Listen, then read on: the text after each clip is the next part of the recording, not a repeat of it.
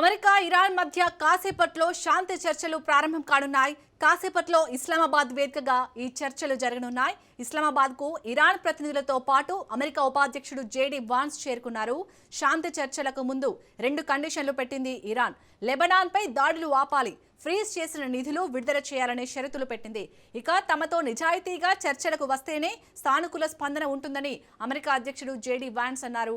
నాటకాలు ఆడితే మాత్రం ఊరుకోబోని జేడీ వాన్స్ హెచ్చరించారు. చర్చల్లో ఏం తోలుతుందోనని సర్వత్రా ఉత్కంఠ నెలకొంది. రైట్, ఇదే అంశానికి సంబంధించి మరిన్ని అప్డేట్స్ ని మా ప్రతినిధి రాజు అందిస్తారు. రాజు,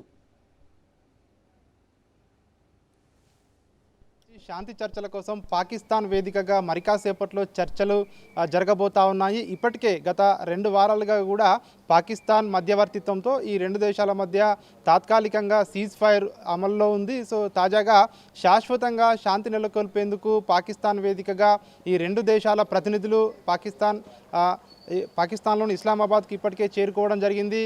మరికొద్ది గంటల్లోనే ఈ శాంతి చర్చలు ప్రారంభం కాబోతా ఉన్నాయి. అయితే ఈ శాంతి చర్చల కంటే ముందు ఇరాన్ ఒక కండిషన్ పెట్టడం జరిగింది.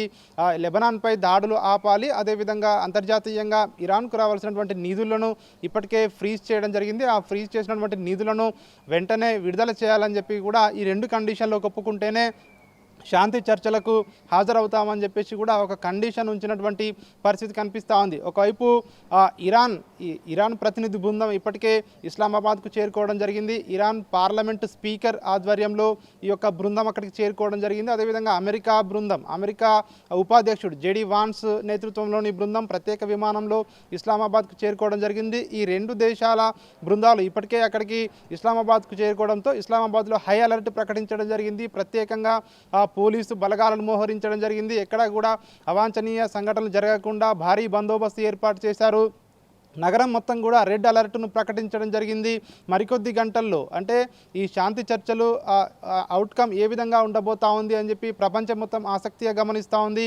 గత 6 వారాల నుంచి కూడా ఇటు అమెరికా ఇరాన్ యుద్ధం, అదేవిధంగా పశ్చిమాసియాలో నెలకొన్నటువంటి పరిస్థితులు ప్రపంచవ్యాప్తంగా కూడా తీవ్ర ఆందోళనలు కలిగిస్తూ ఉన్నాయి. చాలా వరకు దేశాలు ఇప్పటికే దీని యొక్క యుద్ధ ప్రభావంతో చాలా దేశాలకు ఇప్పటికే దీనివల్ల నష్టం ఎదుర్కొంటున్నటువంటి పరిస్థితి కనిపిస్తూ ఉంది. అయితే ఈ శాంతి చర్చలకు సంబంధించి అమెరికా ఫెయిర్గా ఉండాలని చెప్పేసి కూడా ఒకవైపు ఇరాన్ హెచ్చరికలు జారీ చేస్తూ ఉంది. ఎందుకంటే ట్రంప్ మాటలు గతంలో కూడా చూసాము. ట్రంప్ చెప్పేది ఒకటి చేసేది ఒకటి అని చెప్పేసి కూడా గతంలోనే ఇరాన్ తీవ్ర విమర్శలు చేసింది. పైకి శాంతి మంత్రం జపిస్తూనే ఒకవైపు దాడులు చేస్తూ ఉన్నారు మాపై అని చెప్పి కూడా ఇరాన్ గతంలో అనేక సార్లు ఇటు విమర్శలు చేసిన పరిస్థితి మనం చూసాము. అయినప్పటికీ కూడా ఇరాన్ ఎక్కడ కూడా వెనక్కి తగ్గకుండా 6 వారాల పాటు కూడా ఈ యొక్క యుద్ధంలో కొనసాగుతూ వస్తూ ఉంది.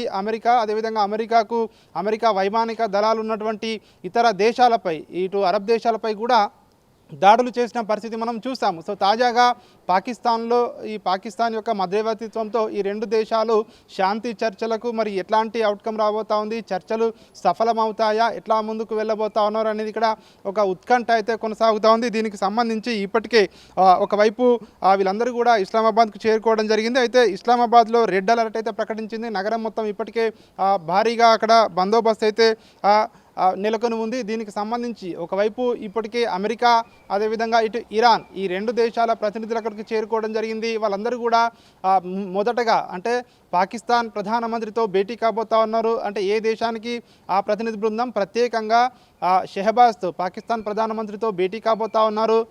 ఈ చర్చలకు సంబంధించి ఏ విధంగా ముందుకు వెళ్ళాలి సో అన్న అంశానికి సంబంధించి కూడా విడివిడిగా ఈ బృందాలు ప్రధానమంత్రితో అక్కడ భేటీ కాబోతా ఉన్నాయి. ఆ తర్వాత మరికొద్ది గంటల్లోనే ఈ యొక్క శాంతి చర్చలకు సంబంధించి చర్చలు అయితే ప్రారంభం కాబోతా ఉన్నాయి. ఏది ఏమైనప్పటికీ గత 6 వారాలుగా కూడా ఈ యొక్క యుద్ధం కొనసాగుతూ ఉంది. చాలామంది, వేలాది మంది ప్రాణాలు కూడా పోయడం జరిగింది.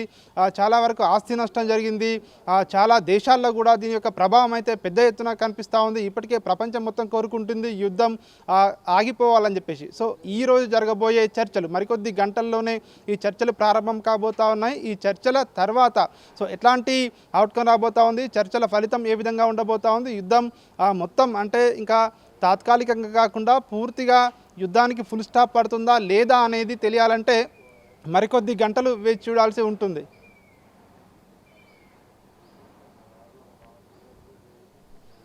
Right, thank you Raju.